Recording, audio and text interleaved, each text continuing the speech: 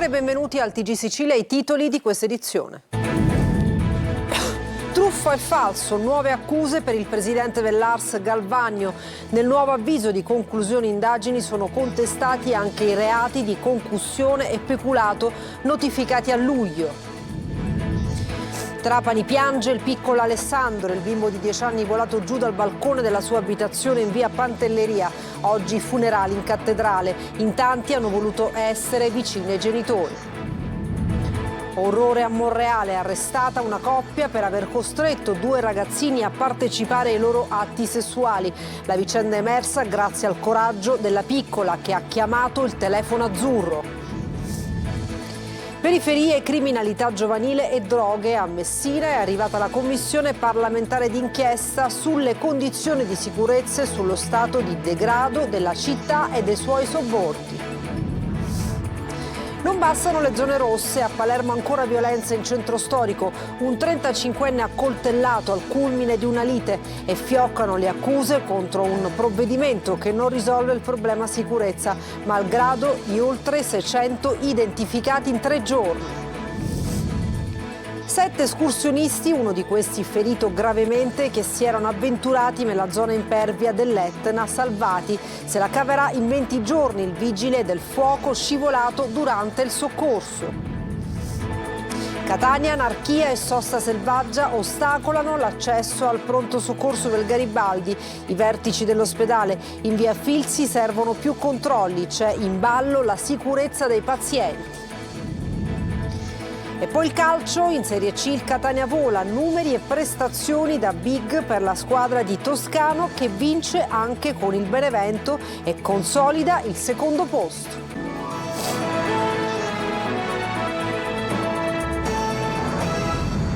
Bentrovati al TG Sicilia, lo avete sentito, truffa e falso sono le nuove accuse per il presidente dell'ARS Galvagno. Nel nuovo avviso di conclusioni indagini sono contestati anche i reati di concussione e peculato notificati a luglio. Giusy Lazzara. Nuovo avviso di conclusione di indagini per il presidente dell'Assemblea regionale siciliana Gaetano Galvagno, che sostituisce il precedente notificato a luglio, cui ora sono contestati reati, oltre che di corruzione e peculato, anche di falso e truffa. Nel nuovo avviso, notificato giovedì scorso, non viene contestato l'episodio di corruzione per i fondi per il Capodanno a Catania, ma si allargano i casi che riguardano l'uso improprio dell'auto blu.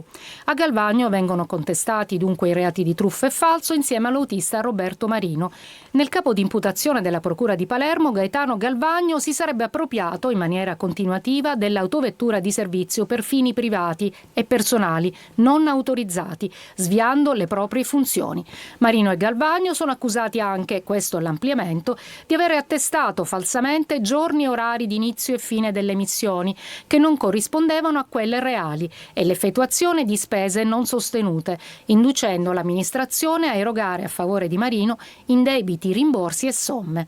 Sono elencati nell'avviso 24 episodi specifici di falsificazione relativi a diverse missioni tra Catania e altre province, fra cui falsi rientri, partenze e spese in eccesso.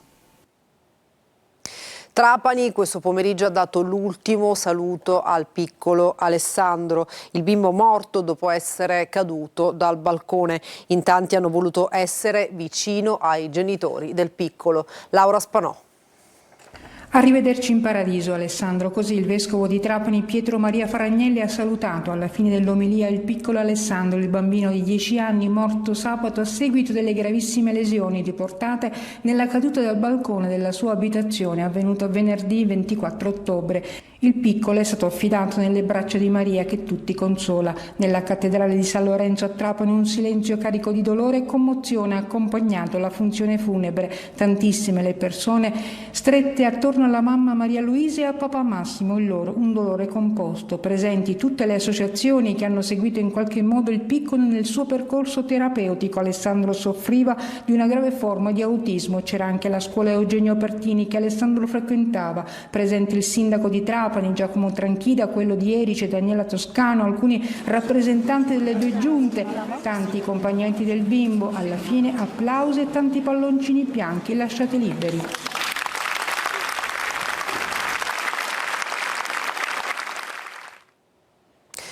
Monreale, una bimba chiama il telefono azzurro e fa arrestare la mamma e il compagno. All'operatore racconta gli abusi sessuali cui da mesi era sottoposta insieme al fratello, anche lui minore. Il servizio di Roberta Lunghi. È poco più che una bambina, ma è disperata e così, da un paesino del Monrealese, chiama un numero di emergenza. È quello del telefono azzurro. All'operatore racconta che da mesi lei e il fratello di poco più grande sono sottoposti dalla madre e dal compagno a violenza del corpo e dell'anima, costretti a partecipare ai loro rapporti sessuali. È fine agosto quando a mettere in moto i carabinieri di Monreale nel Palermitano, coordinati dalla procura di Palermo, è proprio quella chiamata coraggiosa al telefono azzurro in cui l'operatore comprende subito che il caso esige l'intervento dei carabinieri. In questo caso, appunto, il coinvolgimento immediato delle forze dell'ordine per evitare la reiterazione del reato e quindi comunque che la bambina continuasse a vivere questa situazione di pregiudizio a suo danno. 48 ore dopo i due ragazzini sono stati portati in una struttura protetta. Oggi l'arresto della donna di 30 anni e del compagno di 44, accusati di atti sessuali in concorso nei confronti di minori, con l'aggravante per la donna del vincolo familiare. Un contesto di degrado, quello in cui è maturata questa vicenda, non nuova alle cronache purtroppo, perché solo nel 2024, come segnalato dall'associazione Meter, sono stati ben 600 i casi di abusi sessuali nei confronti dei minori tra le mura domestiche in Sicilia. Le donne vengono coinvolte, a volte in maniera molto diretta, e il fenomeno della pedomama e quindi di conseguenza delle donne che approfittano anche dei loro figli insieme ai loro compagni sta diventando veramente un atto estremamente criminale. Si ipotizza che gli abusi subiti dai minori siano stati filmati o fotografati. Il Codacons intanto ha già annunciato che si costituirà parte offesa nel procedimento della procura. A Messina la commissione parlamentare di inchiesta sulle condizioni di sicurezza delle periferie. Una giornata di audizioni e sopralluoghi. Francesco Triolo. Fari puntati su periferie e degrado sociale, criminalità giovanile e droga. A Messina è arrivata la commissione parlamentare d'inchiesta sulle condizioni di sicurezza e sullo stato di degrado delle città e delle loro periferie, guidata dal deputato Alessandro Battilocchio di Forza Italia per una serie di audizioni sulla situazione della città. Il deputato ha evidenziato la percezione di sicurezza positiva a Messina confermata dal questore e dai comandi carabinieri e guardia di finanza, con un calo dei delitti del 2% rispetto al 2023. Tuttavia ha richiamato l'attenzione su criminalità giovanile e consumo di sostanze stupefacenti, oltre alla necessità di rafforzare gli organici di polizia. Un'attenzione al tema della criminalità giovanile che va monitorata anche per una diffusione degli stupefacenti, del consumo di stupefacenti, in particolare del crack. Riflettori accesi sulle aree marginali della città, quelle interessate allo sbaraccamento e al risanamento, dove sono stati effettuati alcuni sopralluoghi. C'è stata da parte di tutte gli interlocutori con i quali oggi ci siamo confrontati una richiesta di dare continuità a questo percorso. Il discorso baraccopoli con questo tipo di situazione è un qualcosa di peculiare di Messina. La Regione, attraverso l'assessore Elvira Amata, ha ribadito la necessità di una proroga di quei poteri speciali per il risanamento in scadenza a fine dicembre. È chiaro che questo lavoro non può avere nemmeno un attimo di fermo, perché si perderebbe tutto quello che è stato fatto sino a questo momento. Quindi il nodo fondamentale sono proprio i poteri speciali che ci hanno aiutato ad arrivare oggi allo stato dell'arte che abbiamo appena illustrato alla Commissione parlamentare. Non bastano le zone rosse, a Palermo ancora violenza in centro storico, un 35enne accoltellato al culmine di una lite e fioccano le accuse contro un sistema che non funziona. Orazio Longo.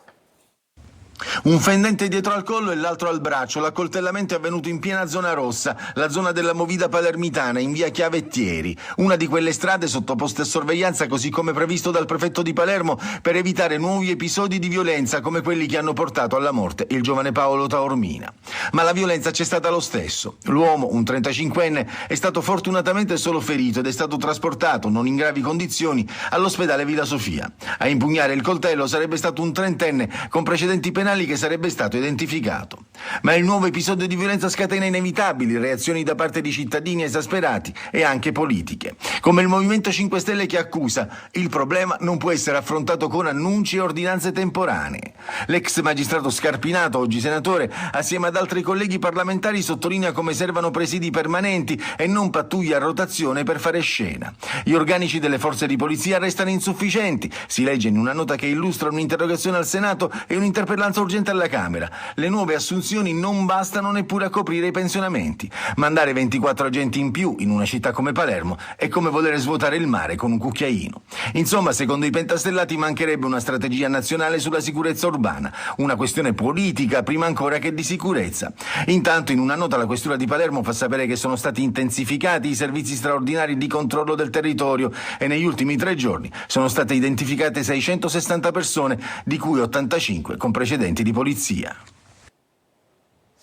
Sono 4 gli episodi di concussione contestati dalla Procura di Palermo al funzionario dell'assessorato regionale ai beni culturali Antonio Librizzi, arrestato dai finanzieri dopo aver ricevuto una tangente di 1.000 euro tra le richieste ai danni di un imprenditore e a un editore. In un caso avrebbe preteso anche un monopattino. 7 escursionisti, uno di questi ferito gravemente, e un cane ieri si erano avventurati nella zona impervia compresa sull'Etna tra Val Calanna e la Valle del Bove. Se la caverà in 20 giorni un vigile del fuoco scivolato durante il soccorso. Il servizio di Roberta Lunghi. Intervento di recupero complesso per i vigili del fuoco di Catania e per il soccorso alpino e speleologico impegnati a più riprese insieme alla Guardia di Finanza in una operazione di salvataggio e recupero di 2 persone gravemente ferite sul versante sud-est dell'Etna. Tutto è cominciato nel tardo pomeriggio di domenica, quando i vigili del fuoco di Catania sono intervenuti in aiuto a un gruppo di 7 escursionisti e un cane che si era avventurato sull'Etna tra Val Calanna e la Valle del Bove. Uno, il ferito grave, è scivolato mentre raccoglieva castagne. Una volta individuato il gruppo, un elisoccorritore si è calato sul posto per raggiungere gli escursionisti. Durante le operazioni, tuttavia, il cane ha compiuto alcuni movimenti improvvisi, facendo scivolare il vigile del fuoco su un tratto di terreno particolarmente scosceso e accidentato. A causa delle condizioni meteo avverse del forte vento, non è stato poi possibile effettuare ulteriori manovre di recupero aereo. Nel frattempo, le squadre di terra hanno raggiunto la zona, prestando assistenza e conforto agli escursionisti e al vigile fino alle prime ore del mattino, quando è stato possibile procedere al recupero di tutte le persone coinvolte grazie all'intervento congiunto dell'elicottero Drago e del nucleo volo dei vigili del fuoco e di elicotteri della Guardia Costiera e della Marina Militare. Il vigile del fuoco è stato dimesso dall'ospedale Cannizzaro con una prognosi di 20 giorni, mentre uno degli escursionisti, in condizioni più serie, è stato imbarellato e trasferito al Trauma Center per accertamenti sanitari. Catania, anarchia e sosta selvaggia ostacolano l'accesso al pronto soccorso del Garibaldi. I vertici dell'ospedale in via Filzi servono più controlli, c'è in ballo la sicurezza dei pazienti. Tonino De Mana. L'ospedale Garibaldi Centro, la scuola Turrisi Colonna, il mercato rionale e la sosta selvaggia. Tutto concentrato in pochi metri per un concentrato di pericoli. Dagli attraversamenti pedonali ad ostacoli per la presenza di auto e bancarelle al problematico accesso al pronto soccorso, ostaggio del traffico e dell'anarchia, specie lunedì, giorno del mercato rionale in piazza Montessori. Proprio davanti a pronto soccorso spicca un bel cartello di divieto di sosta e fermata. Purtroppo nessuno rispetta la segnaletica e ancor peggio, nessuno multa. Sono sicuro che con i nuovi vigili urbani si darà nuovo impulso, ci sarà un controllo maggiore per le vie della città, soprattutto laddove c'è in ballo la sicurezza dei pazienti. Farei un appello soprattutto ai cittadini di essere attenti perché in ballo non c'è soltanto la nostra sicurezza, ma anche la loro, perché l'ospedale, ricordo, è di tutti. L'arrivo dei nuovi vigili, utilizzati in settimana all'incrocio tra Viale Mario Rapisardi e Via Fabio Filzi, come abbiamo documentato, lasciava ben sperare. Ma all'azione di contrasto, all'indisciplina, serve continuità delle forze dell'ordine e senso civico degli automobilisti, almeno di una parte. L'altra chiede un'azione concreta, più controlli ed il nostro intervento al numero di WhatsApp 342 74 55 005 con la speranza di riportare un po' di ordine nell'interesse di tutti. Presentato oggi a Catania il progetto Inside, sentiamo di cosa si tratta con Emanuela Corsi. Si chiama Inside, Innovation and Sicily Data Engine, una nuova piattaforma digitale open che unisce intelligenza artificiale e dati territoriali per offrire una visione integrata e strategica della Sicilia. L'isola produce ogni anno un'enorme quantità di studi, report e analisi su settori chiave come economia, turismo, ambiente e coesione sociale, dati che spesso restano isolati e frammentati. L'obiettivo è di trasformare questo patrimonio informativo frammentato in uno strumento operativo al servizio di chi pianifica, sceglie e investe. È un progetto innovativo perché vuole raccontare i territori in modo diverso dal tradizionale. Uno dei output, cioè dei risultati più importanti di questa ricerca, è l'indicatore indice di pienezza della vita, si chiama LIFT. LIFT è il nuovo indice per misurare la qualità dei territori, partendo dal valore reale della vita, che punta a leggere le trasformazioni sociali e culturali che stanno cambiando le città e le priorità delle nuove generazioni, sempre più attente al benessere, al tempo libero e all'equilibrio tra vita personale e professionale. Noi proviamo a raccontare che secondo i nuovi valori, secondo quello che stiamo sentendo, vogliono soprattutto i giovani, vogliono le generazioni che danno più peso non solo agli aspetti economico-reddituali, ma anche appunto a un concetto più ampio di pienezza della vita. Appunto, questo indicatore ci consente di dare risultati molto interessanti. Noi diamo il nostro contributo come università, lavoriamo non solo per far rimanere i nostri ragazzi qui, siamo ancora più ambiziosi, ma far rientrare quelli che sono andati fuori. E siamo tornati nel Salone della Sanità, l'Expo Medicina, la 4 giorni di eventi e convegni a Palermo. Sentiamo le novità con Marco Gulà. Secondo giorno di lavori ad Expo Medicina alla Fiera del Mediterraneo a Palermo. Tra eventi e convegni, uno spazio importante all'interno del Salone della Sanità lo occupa il consorzio Sisifo, che tra l'altro si occupa di erogare servizi socio-sanitari, domiciliari e residenziali in tutta la Sicilia, con particolare attenzione all'assistenza domiciliare integrata e alle cure palliative. Occupiamo di sanità domiciliare ormai da più di 25 anni, gestiamo servizi domiciliari per pazienti post-acuzie e gestiamo servizi per pazienti invece in fase terminale e comunque pazienti con diagnosi infausta, i cosiddetti pazienti che hanno necessità e bisogno di cure palliative, quindi di cure che non risolvono la malattia ma che accompagnano nella sua malattia il paziente incurabile. E Sisifo festeggia anche un anno di sede a Palermo. Sisifo è presente in tutte le 9 province della regione siciliana, l'unica realtà che si occupa di assistenza domiciliare integrata che è riuscita a essere presente, a promettere di erogare servizi in tutte e 9 le province. Tra le 9 province ovviamente non poteva mancare Palermo, che è, come dire, il luogo principale dove vogliamo presentarci. Il cantautore Rcomi in Sicilia per 2 date del suo tour teatrale a Palermo e a Catania il 5 e 6 novembre. Uno spettacolo in 2 atti con tanti monologhi e un unico filo conduttore. Orazio Longo.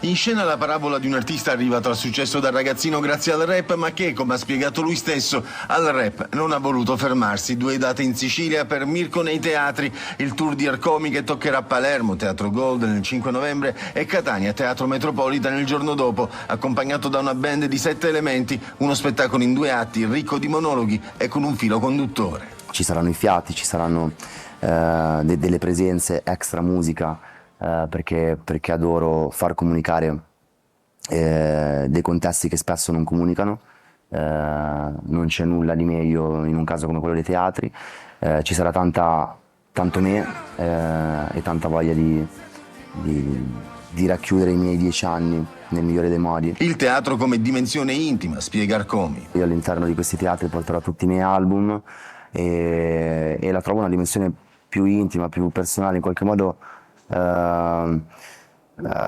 stretta tanto quanto la mia casetta che condividevo con gli amici quando le prime volte scrivevamo le prime rime. In scaletta ampio spazio alle prime canzoni, Milano Baciata, Ossigeno, Vuoi una mano, e alle hit La coda del diavolo, 10 ragazzi, Nuovo Range, ma anche all'ultimo album, Decrescendo. So che non è lo stesso, ancora ci penso, ma è sempre dal male che si trova un senso. Ciao Ariete. Grazie a tutti di essere venuti. E adesso una pausa, torniamo tra pochissimo con le ultime di calcio, non mancate.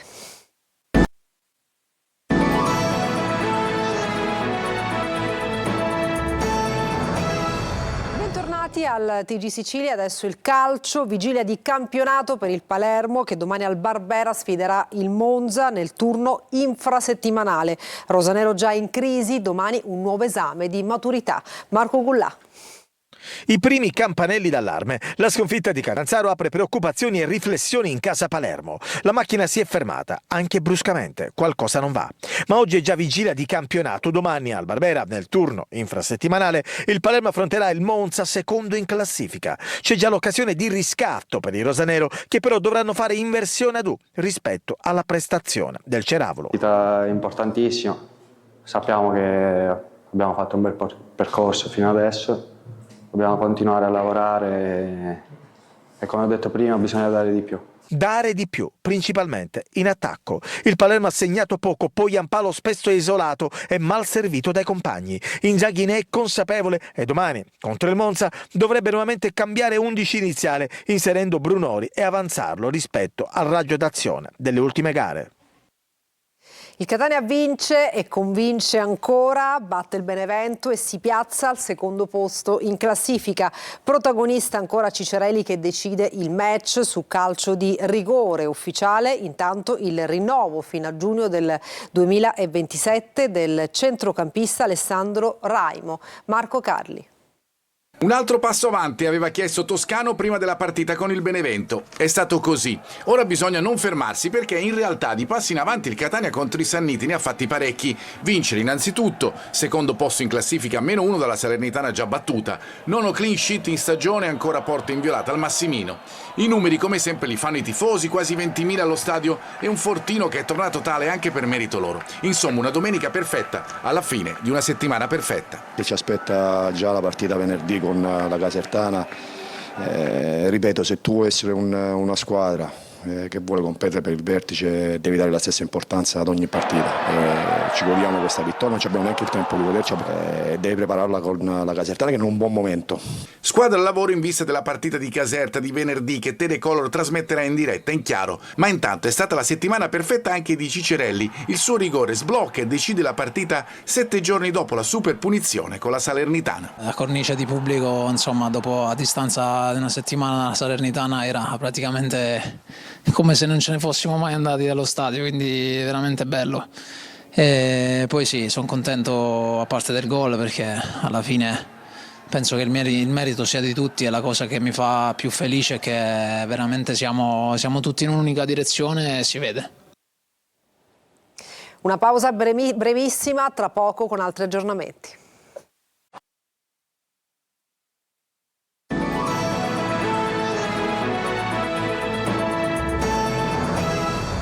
Per questa edizione nessun altro aggiornamento, è tutto, grazie per averci seguito e buona serata.